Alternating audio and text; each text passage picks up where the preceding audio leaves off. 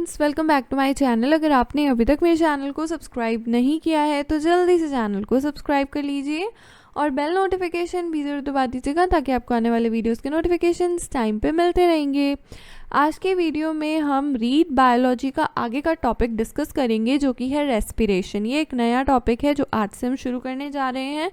Living organisms को respire करने के लिए, सांस लेने के लिए किसकी ज़रूरत होती है? एयर की। और एयर में भी किसकी इम्पॉर्टेंस होती है? ऑक्सीजन की, क्योंकि हम ऑक्सीजन इनहेल करते हैं और कार्बन डाइऑक्साइड एक्सहेल करते हैं। Because we breathe out carbon dioxide rich air and हम ऑक्सीजन इनहेल करते हैं which is transported to all parts of body. ये ऑक्सीजन हमारे बॉडी के हर एक पार्ट तक पहुंचती है, हर एक सेल तक पहुंचती है। किसके द्वारा? हीमोग्लोबिन के द्वारा। सेल्स में ऑक्सीजन जो है वो फूड के ब्रेकडाउन में भी हेल्प करती हैं जिससे कि हमें एनर्जी मिलती है। हमारी बॉडी जो है वो अनकाउंटेड टाइनी सेल्स की बनी हुई होती है। जब हम सांस लेते हैं तो when we breathe in air जो कि रिच होती है ऑक्सीजन में, वो हमारे बॉडी के अंदर पहुंचती है। कहाँ से? नॉस्ट्रल्स से। जो प्रोसेस होता है नॉस्ट्रल से ऑक्सीजन हमारी बॉडी के अंदर तक पहुंचने का, उसको हम इन्हलेशन कहते हैं। अल्टीमेटली ऑक्सीजन जो होती है वो हमारे सेल्स तक पहुंच जाती है। सेल्स में ऑक्सीजन जो भी स्टोर्ड फूड होता है, एनर्जी होता है, CO2 and water is form. Basically क्या होता है ना, ऑक्सीजन मदद करती है स्टोर्ड फूड के ब्रेकडाउन में, प्लस हमारे बॉडी को एनर्जी देती है। कार्बन डाइऑक्साइड फॉर्म होता है जो कि बाहर निकल जाता है एंड वाटर भी फॉर्म हो जाता है। ये जो कार्बन डाइऑक्साइड है ये हम जब ब्रीथ आउट करते हैं तब बाहर निकल जाता है और इस प्रोसेस को हम एक्सहेलेशन कहते हैं। जो ये प्रोसेस है रेस्पिरेशन का, ये सभी ऑर्गेनिजम्स में एक जैसा ही होता है बट डिफरेंट कैटेगरीज होती हैं एनिमल्स की। जैसे अलग अलग एनिमल्स में अलग अलग जगह होती है जहाँ से वो रिस्पायर करते हैं, सांस लेते हैं, अलग अलग ऑर्गन्स के थ्रू। So there is a difference in the mechanism of respiration. जो प्रॉपर प्रोसेस होता है रेस्पिरेशन का वो हर एक ऑर्गेनिज्म में सिमिलर नहीं होता है, वो हर एक ऑर्गेनिज्म में अलग भी हो सकता है, क्योंकि अलग अलग ऑर्गेनिज्म के अलग अलग ऑर्गन्स होते हैं जिनके थ्रू वो सांस लेते हैं। नॉर्मली हम इंसान जो होते हैं वो नॉस्ट्रल से सांस लेते हैं। जब हम इनहेल करते हैं एयर को तो ये हमारे नॉस्ट्रल से हमारे नेज़ल कैविटी तक जाती है, नेज़ल कैविटी से ये हमारे लंग्स तक जाती है विंड पाइप के थ्रू। 2 लंग्स होते हैं जो कि हमारी चेस्ट कैविटी जो होती है बॉडी की वहाँ पे प्रेजेंट होते हैं और ये कैविटी हमारी रिब्स से सराउंडेड होती है on the sides. Large muscular sheet जिसको हम डायफ्राम बोलते हैं, ये चेस्ट कैविटी का फ्लोर बनाता है। ड्यूरिंग इनहलेशन जब आप सांस लेते हो तो जो रिब्स होती हैं वो आउटवर्ड मूव कर जाती हैं, बाहर निकल जाती हैं, बाहर की तरफ मूव करती हैं और डायफ्राम जो है वो नीचे मूव करता है और ये जो मूवमेंट है ये स्पेस इंक्रीज़ कर देती है हमारे चेस्ट कैविटी में एंड जो एयर होती है वो हमारे लंग्स में चली जाती है, रशेस इनटू द लंग्स। जो लंग्स हैं वो फिल्ड हो जाते हैं एयर से एंड एक्सहेलेशन में क्या होता है, हमारी रिब्स अंदर मूव कर जाती हैं, डायफ्राम जो है वो ऊपर हो जाता है, अपनी इनिशियल पोजीशन से भी थोड़ा अपर मूव कर जाता है जिससे कि जो चेस्ट कैविटी का जो साइज़ होता है वो थोड़ा कम हो जाता है और जो एयर होती है वो हमारे लंग्स जो हैं उसको आउट पुश करते हैं जिससे कि हवा जो है हमारे नॉस्ट्रल से बाहर निकलती है जिसको हम एक्सहेलेशन कहते हैं। सेलुलर रेस्पिरेशन क्या होता है? जो खाने का ब्रेकडाउन का प्रोसेस होता है सेल के अंदर और जब उससे एनर्जी निकलती है, जैसे कि हमारी सेल्स हैं, सेल्स में जब खाने का ब्रेकडाउन हो रहा है और एनर्जी रिलीज़ हो रही है उसको हम सेलुलर रेस्पिरेशन कहते हैं। सेलुलर रेस्पिरेशन माइटोकॉन्ड्रिया में टेक प्लेस करता है और साइटोप्लाज्म में टेक प्लेस करता है हमारे सेल के of the organism.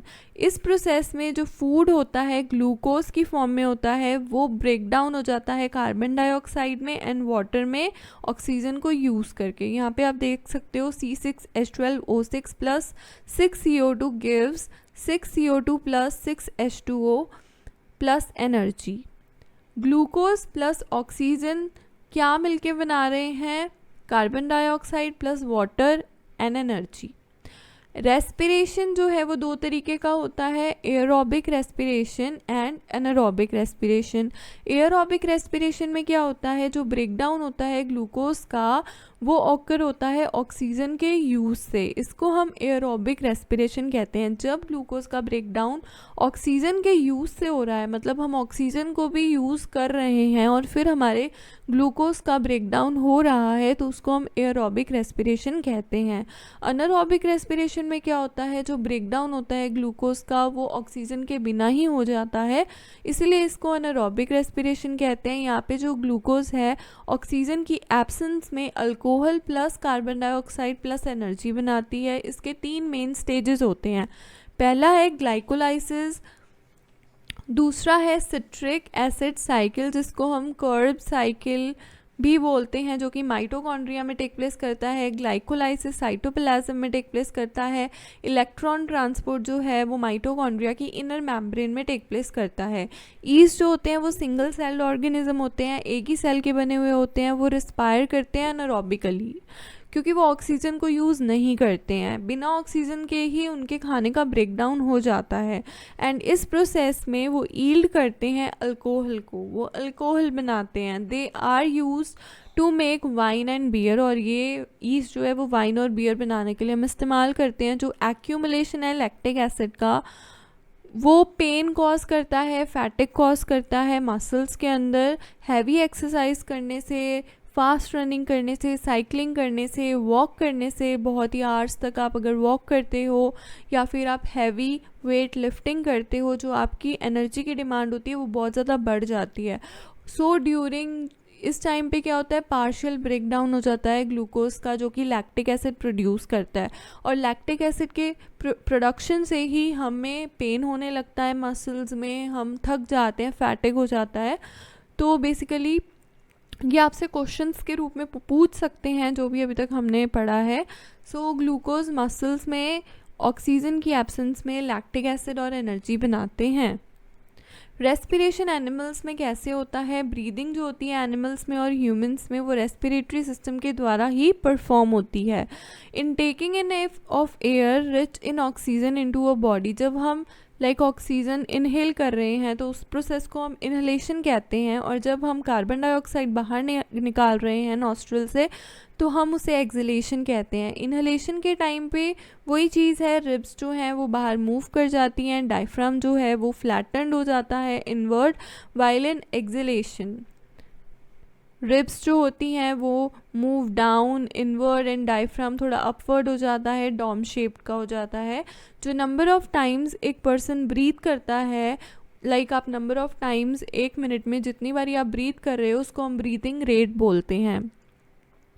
On an average एक अडल्ट ह्यूमन बीइंग रेस्ट पे at rest breathes in and out, rest पे आप हो और एक अडल्ट ह्यूमन बीइंग है रेस्ट पे, वो कितनी बारी 1 मिनट के अंदर ब्रीथ इन एंड आउट करेगा, 15 to 18 टाइम्स।